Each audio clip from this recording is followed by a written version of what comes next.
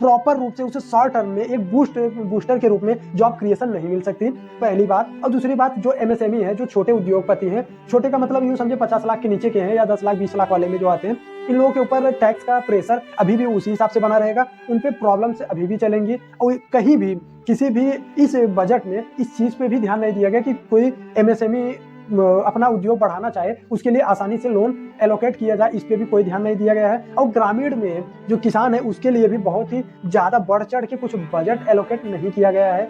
और जो एमएसएमई में रिफॉर्म्स की बात की जा रही थी उसके लिए भी कोई फंड्स नहीं दिया गया है। इसका मतलब ये है कि ये बजट पूर्ण रूप से जो पुराना बजट था सेम उसी पर आधारित है। अब ये एक बात याद रखिए, जो निर्मला ताई ने, मतलब निर्मला सीतारमण जी ने, फाइनेंस मिनिस्टर ऑफ इंडिया, उन्होंने एक बात कही थी कि हमारी सरकार 12 सालों से है। उन्होंने इसी से शुरुआत ही किया था, मतलब जब वो भाषण देना शुरू की तो उन्होंने इसी बात से शुरुआत किया कि हमारी सरकार जो इंडिया में है वो पिछले 12 साल से है, तो 12 साल से हम लोग कार्य कर रहे हैं। तो हमने जो ग्रोथ रेट थी वो ग्रोथ रेट मेंटेन करने के लिए ये कार्य किया, जो कि हम लोगों ने लगभग 7% के हिसाब से ग्रोथ किया है। और तीसरे स्थान पे आना है इकोनॉमी के मामले में, ठीक है। $5 ट्रिलियन का जो सपना लेके चल रहे हैं हम लोग, ओके। अब देखिए, उन्होंने ये भी एक बात कही कि हमारा जो फोकस है इसी चीज पर है कि हम ग्रोथ कैसे करेंगे।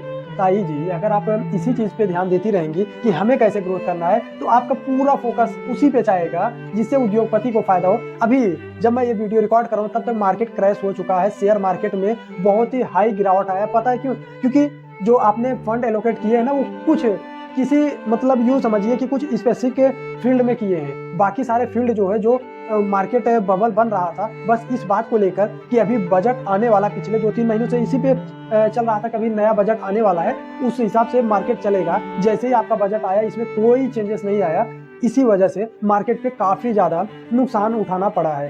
तो कुछ चीज़ें जैसे कि आप जो एजुकेशन वगैरह था, इन सब पे टैक्स वगैरह का रिलीफ दे सकती थी। जो खाद्य जो पदार्थ था उस पर रिलीफ दिया जा सकता था, क्योंकि आपको इतनी भी ज़्यादा प्रॉब्लम नहीं है पाकिस्तान की तरीके से।